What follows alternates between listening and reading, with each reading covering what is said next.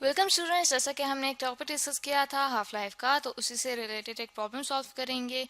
तो हमारे पास प्रॉब्लम ये है कि if 15/16 of the radio active atoms of an element decay in 8 minutes, find the half life of the element. तो students, हमें एक रेडियो एक्टिव एलिमेंट गिवन है।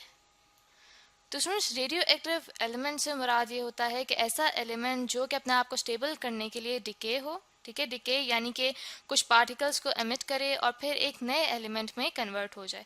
तो हमें ऐसा ही एक रेडियो एक्टिव एलिमेंट गिवन है जिसके जो एटम्स हैं वो इतने डिके हो गए हैं कि जहाँ जिनका फ्रैक्शन यहाँ पे गिवन है 15/16। ठीक है, यानी कि हम यहाँ पे लिख सकते हैं कि जो फ्रैक्शन है, फ्रैक्शन, ठीक है, फ्रैक्शन ऑफ डिकेड एटम्स। ठीक है, यानी कि जो एटम्स डिके हो चुके हैं उनका फ्रैक्शन हमें कितना गिवन है, वो है 15/16। ठीक है, और इनके लिए जो टाइम गिवन है, ठीक है, वो कितना है, इन टाइम। ठीक है, इन टाइम 8 मिनट्स। ठीक है, 8 मिनट्स में जो हमारे पास एटम्स डिके हुए हैं वो कितने हुए हैं, 15/16।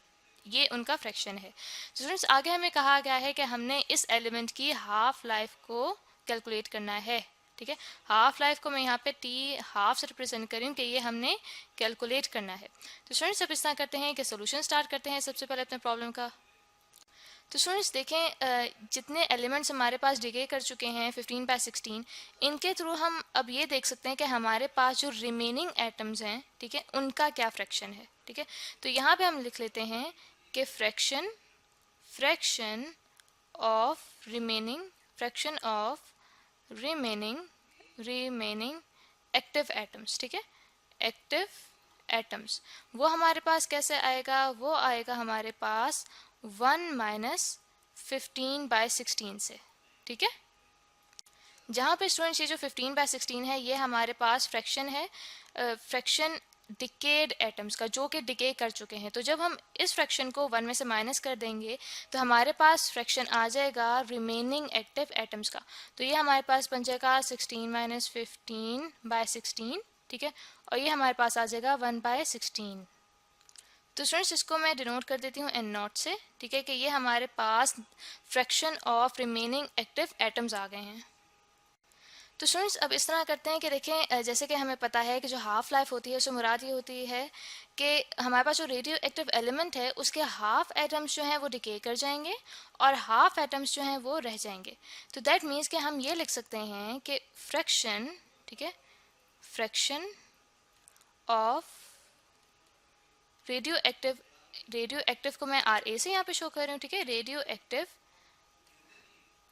एटम्स, ठीक है, atoms after after one half life. ठीक है, हाफ लाइफ को मैं यहाँ पे टी हाफ से डिनोट कर रही हूँ। ठीक है, बल्कि यहाँ पे हम लिख लेते हैं फ्रैक्शन ऑफ रिमेनिंग। ठीक है, कि जो हमारे पास remaining radioactive elements atoms हैं। ठीक है, तो वो देखें हमारे पास कितने बच जाएंगे, वो हमारे पास बच जाएंगे हाफ। ठीक है, क्योंकि जैसे कि हमने डिस्कस किया था कि हाफ लाइफ की डेफिनेशन ही यही होती है कि एक हाफ लाइफ के बाद जो नंबर ऑफ एटम्स हैं वो हाफ रह जाते हैं हमारे पास, जबकि जो हाफ एटम्स हैं वो डिके कर जाते हैं। तो स्टूडेंट्स, इस तरह से फ्रैक्शन ऑफ रिमेनिंग रिमेनिंग ठीक है, remaining radioactive atoms after 2 half lifes. ठीक है, यानी कि 2 हाफ लाइफ्स के बाद हमारे पास क्या फ्रैक्शन आ जाएगी, रिमेनिंग एटम्स की वो आ जाएगी हमारे पास 1/2 मल्टीप्लाइड बाय 1/2। ठीक है, क्योंकि देखिए हमारे पास इनिशियली अब कितनी फ्रैक्शन बची थी रेडियो एक्टिव एटम्स की, वो थी हमारे पास हाफ। तो हाफ मल्टीप्लाई बाय हाफ हो जाएगा, तो ये हमारे पास आ जाएगा 1/4। तो स्टूडेंट्स, अब इसके बाद देखते हैं कि हमारे पास थर्ड हाफ लाइफ के बाद क्या बचेगा, फ्रैक्शन ऑफ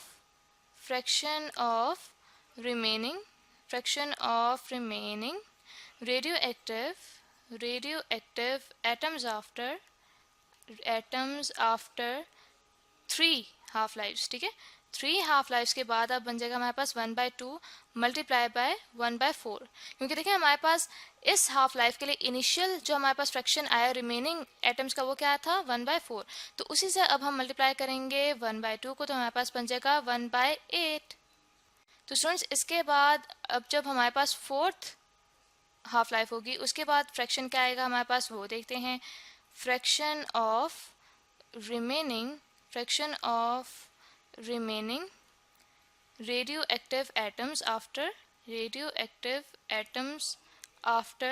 4 हाफ लाइफ्स, ठीक है।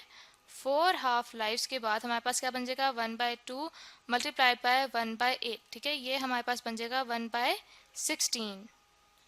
तो स्टूडेंट्स अब आप यहाँ पे देख सकते हैं कि हमारे पास ये जो एटम्स बचे हैं 4 हाफ लाइफ्स के बाद वो कितने बचे हैं 1/16, जो कि वही नंबर है जो कि हमें गिवन है कि हमारे पास जो रिमेनिंग नंबर ऑफ एटम्स हैं वो कितने थे 1/16, ठीक है। दैट मीन्स कि ये जो हमारे पास प्रॉब्लम में fraction of decade atoms given है 15/16, वो 4 हाफ लाइफ के बाद इतने एटम्स डिके हुए थे, ठीक है। तो इसीलिए हमारे पास जो रिमेनिंग एटम्स थे वो आए थे 1/16। दैट मीन्स कि यहाँ पे हम देख सकते हैं कि इसे मैं कह दूँ कि ये हमारे पास आ गया n0, ठीक है। इसका मतलब ये हुआ कि अब हम यहाँ पे लिखते हैं कि आफ्टर 4 हाफ लाइफ्स, ठीक है, 4 हाफ लाइफ्स जो हमारे पास रिमेनिंग, ठीक है, रिमेनिंग एटम्स हैं, ठीक है, रिमेनिंग एटम्स कितने हैं वो हैं 1/16, ठीक है, जैसे कि प्रॉब्लम में हमने देखा, ठीक है। तो इसको शॉर्ट करके यहाँ पे लिखते हैं हम कि 4 हाफ लाइफ्स के बाद